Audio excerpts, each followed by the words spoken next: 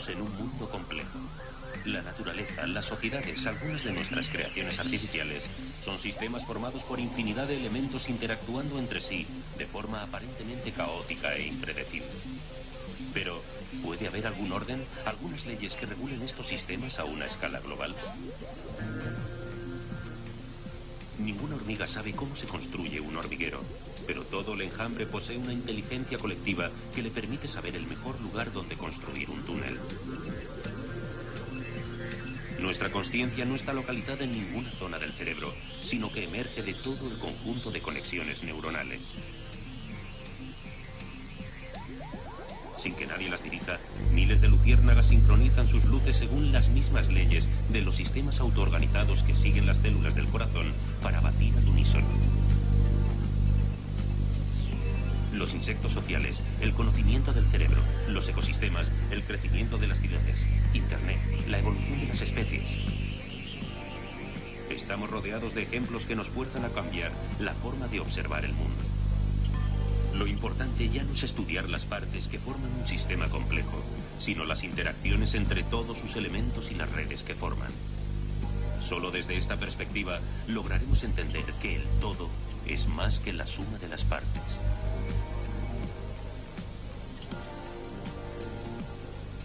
En la naturaleza hay una especie de extraña necesidad de orden, añoranza, en lugar del caos en el que aparentemente vivimos inmersos. Esto es completamente cierto, y todavía podemos ir más allá. Podemos no solo descubrir ese orden, sino también comprenderlo y utilizarlo. O sea que no vivimos en un desorden. Quiero decir que en la naturaleza existe una especie de orden oculto. El desorden no existe. Lo que hay es una falta de conocimiento, no es intrínseco al sistema. Ya sabes, muchas personas creen que el motor de su coche es un misterio, pero es porque no saben cómo funciona. Para los mecánicos, los coches no son nunca misteriosos. De la misma forma, cuando examinamos una célula, hay muchos aspectos que son un misterio, pero es posible que dejen de serlo pronto. Muchos mecanismos ya se comprenden y muchos pronto se comprenderán. Yo diría que el desorden está en el ojo del observador. Es algo relativo. Al tiempo que progrese la ciencia, descubriremos cada vez más organización y más sistemas que tienen orden. Cuando vemos miles de luciérnagas emitir luz siguiendo un ritmo de forma precisa, buscamos dos cosas: la presencia de un líder que las dirija y cierta inteligencia para seguir dicho ritmo. Ninguna de las dos cosas existe. Las luciérnagas, al igual que las órbitas de los planetas, las ondas de luz que forman los láser o las colas de los espermatozoides camino al óvulo, son ejemplos de un fenómeno muy peculiar de la naturaleza: los sincronismos. Las leyes de la termodinámica insinúan que todo tiende a degenerar hasta un estado de máximo desorden o entropía. Pero otras leyes, las de la selección natural, han favorecido que algunos sistemas se autoorganicen de forma espontánea, generando orden a partir del caos. Parece como si en el fondo la naturaleza se sintiera atraída por el orden. Una célula es un buen ejemplo. No está diseñada por nadie, ni existe un control centralizado, pero todas sus partes trabajan juntas para elaborar un comportamiento complejo. O las moléculas de agua, que estando libres en forma de gas por encima de 100 grados centígrados, se empiezan a unir cuando baja la temperatura, y por debajo de 0 grados centígrados se ordenan espontáneamente en hexágonos perfectos formando hielo. Y viendo lo efectivos que llegan a ser algunos sistemas autoorganizados, sin la necesidad de un líder que les dirija, la pregunta es inevitable. ¿Sería utópico plantearse que en nuestra sociedad, en los sistemas que nosotros creamos, existe demasiada organización?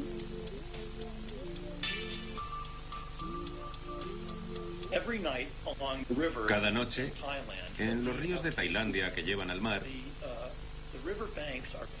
miles de luciérnagas machos se concentran en las hojas de los árboles. Y en la puesta del sol, todas las luciérnagas macho comienzan a verse. Es decir, que ya no compiten con el sol y comienzan a verse mutuamente. Al principio están completamente desordenadas, Comienzan a emitir luz de forma aleatoria, no están coordinadas. Luego, en pequeños grupos de 2 o 3 o 4, comienzan a emitir luz.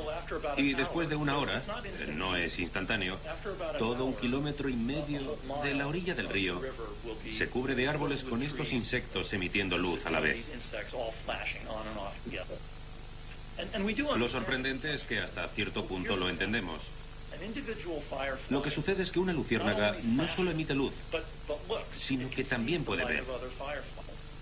Y su sistema nervioso se ajusta de manera inconsciente, de forma que cuando recibe un destello puede incrementar o retrasar su controlador interno que controla los destellos, de manera que comienza a hacerlo en armonía con sus compañeros.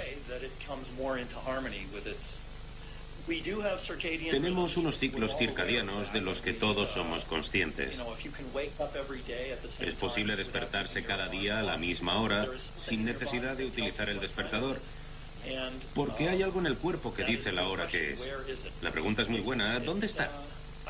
Yo diría que está en cada célula del cuerpo. Cada célula del cuerpo tiene unos ciclos bioquímicos que la mantienen en sincronización con el mundo que nos rodea las 24 horas. Pero también hay un reloj maestro, como tú has indicado, que está en el cerebro. Son 10.000 células. Y cada una de ellas es como un pequeño reloj eléctrico que se mantiene constante, aunque esté en una placa de Petri con nutrientes. Cada célula tiene un ritmo de voltaje que sube y baja en un ciclo de 24 horas. No necesita el resto del cerebro o del cuerpo. Son unos relojitos que están situados en el interior de nuestra cabeza. Laszlo, veamos. Lo que dices sobre el tema de las redes, o digamos cuando estudias la naturaleza o un ser humano, lo que está sugiriendo es que tenemos que desenredar la naturaleza y estudiar todo por separado. Y luego debemos volver a juntarlo todo, y eso es lo que no sabemos muy bien cómo hacerlo todavía. Y tú dices, es aquí donde las redes son muy importantes. Desde luego. Si analizamos la historia de la ciencia, estaba dominada por el concepto de reduccionismo. Esto es muy importante y no quiero restarle méritos, pero no solo hay que desmontar las piezas para comprenderlas, ya que el entendimiento está realmente escondido. Basados en este concepto, los biólogos estudian las moléculas, los físicos estudian átomos y los químicos estudian los elementos químicos. Pero cuando observamos la naturaleza, nunca vemos a estas partículas de forma individual. Nunca se ven las moléculas individualmente, o las proteínas por separado, o los quarks. Siempre funcionan en contacto con otros. Y ahora, desde hace 10 o 20 años, tenemos que enfrentarnos a la gran pregunta. Ahora que sabemos tanto de las piezas por separado, ¿podemos entender cómo funcionan juntas? Y aquí es donde una red es un grupo de nodos conectados por enlaces. Los nodos pueden ser muy diferentes de un sistema a otro. Los nodos de nuestro cerebro son las neuronas y los enlaces son las señales entre las neuronas.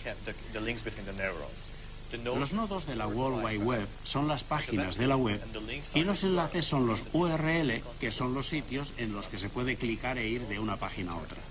Los nodos de Internet son los ordenadores, lo que llamamos routers, y los enlaces son los cables físicos de fibra óptica o de cobre entre los ordenadores que los conectan. Los nodos de nuestras células son esencialmente los productos químicos de nuestro cuerpo, los genes, y los enlaces son las reacciones químicas específicas que suceden entre ellos. Y un buen ejemplo de los nodos de la sociedad son las personas, y los enlaces son las relaciones entre ellas. A través de estos ejemplos se puede ver cómo existe una gran cantidad de redes, que todas están caracterizadas por nodos conectados por enlaces. Y Euler fue el primero en pensar en las redes, en un contexto de redes muy extraño, donde los nodos eran pedazos de tierra y los enlaces eran los puentes que los conectaban. Ricardo, a lo mejor nos podéis ayudar en este tema trágico de la extinción de las especies y la pérdida de la diversidad. Fíjate que por ahora los ecologistas o sociobiólogos nos han dado alguna pista. Nos dicen, si tenéis espacios muy grandes habrá especies voluminosas, de tamaño grande. Y luego nos dicen, si tenéis una estabilidad climática en un sitio, se producirá una multiplicación de las especies. Bueno, oye, son dos indicios de por dónde debieran ir posiblemente los esfuerzos de conservación, pero tus sistemas, vuestras investigaciones, ¿nos van a ayudar en este...? ¿Dicen que sí o dicen no tiene nada que ver, es muy distinto y no podéis hacer nada, esto se va a acabar tarde o temprano? Bueno, el problema surge de hecho de esta observación que haces, ¿no? Los organismos con grandes necesidades de hábitat, por ejemplo, los grandes herbívoros o en particular los grandes depredadores, ellos son los que más están afectados precisamente por la destrucción del hábitat, que es en la actualidad la causa más importante de extinción de especies. En la actualidad vivimos un episodio que se está llamando la sexta extinción, donde la diversidad se pierde a mucha velocidad y no sabemos realmente a qué velocidad. El problema es que las redes ecológicas, igual que ocurre en cierta manera en Internet y en otros sistemas, tienen esos nodos clave, por ejemplo los depredadores de alta cadena, que cuando los eliminas del sistema, pues dejan llevar a cabo una reacción en cadena, ¿no? Y es algo que nos puede ocurrir, o sea, tenemos que saber el tipo de espacio, ¿qué más tenemos que saber? Tenemos que saber si el clima permite una multiplicación de las especies increíble, y luego tenemos que saber cuáles son los nexos de estos nodos vitales. Bueno, por lo menos es muy difícil determinar de forma clara cuál es exactamente la red. Los trabajos que se han llevado a cabo que lo han permitido han sido trabajos de décadas, en colaboración de muchos científicos.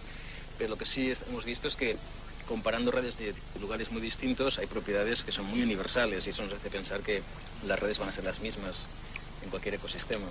Y en consecuencia la destrucción de hábitat, la caza, las especies invasoras van a tener un impacto muy parecido. Hasta el punto de que las estimaciones que llevábamos a cabo hasta la actualidad acerca de la tasa de extinción quizá eran muy optimistas, porque en cierta manera lo que asumían era que las especies son objetos independientes, cuando en realidad no es así, cuando están conectados a través de una red y por tanto la pérdida de unas puede afectar muchísimo a otras. Pero puede ocurrir que la pérdida de unas casi no afecte al sistema. Sí, puede ocurrir y de hecho es interesante ver que en los ecosistemas reales hay una tasa de renovación importante. Muchas especies las encuentras en un determinado lugar en una época del año y luego te desaparecen y son ocupadas por otras especies. Así que la posibilidad de reemplazar unas especies por otras está presente, ¿no? A lo mejor nos podéis ayudar a explicar qué pasa en una ciudad, por ejemplo, ¿no? Donde hay los intereses de los individuos contrapuestos seguramente al interés del colectivo, ¿no? Esta especie de, yo qué sé, de colmena, ¿no? ¿Nos ayudáis a explicar por qué crece y por qué no se destruye unos a otros? Bueno, una ciudad como ejemplo de un colectivo humano de gran escala refleja en cierta manera como dos conflictos, ¿no? Un conflicto entre el hecho de que los individuos como tales tienden a ser egoístas, tienden a buscar sus propios intereses. Al contrario de las hormigas, ¿no? Exactamente, ¿no? Que ellas sacrifican cualquier cosa por el bien de la colonia, ¿no? Nosotros nos organizamos y mantenemos esa estabilidad un poco mediante dos mecanismos. Por una parte, algo de lo que somos poco conscientes es que espontáneamente tendemos a cooperar de forma autoorganizada, es decir, sin un control central. Quizá el ejemplo que te puedo dar más cercano a todos es cuando nos encontramos en un atasco de tráfico, algo que ocurre muy a menudo en una ciudad, y dejamos que alguien que está esperando pase por delante de nosotros, ¿no? Sí. ¿Por qué hacemos eso? En el fondo, de forma inconsciente, estamos jugando un juego de teoría de juegos como el dilema del prisionero, es decir, sabemos que aunque nosotros ahora hemos cedido, eso es algo que va a ser recíproco desde el punto de vista del colectivo. Y que el sistema se va a beneficiar. Y sabemos que pequeños colectivos son capaces de cooperar de manera espontánea. Sin embargo, esa cooperación a tan gran escala sería difícil de sostener si no, de alguna forma, existiera un consenso, que en nuestro caso se traduce en un gobierno central, que de alguna forma establece unas reglas de juego, que todos nos vemos obligados a respetar.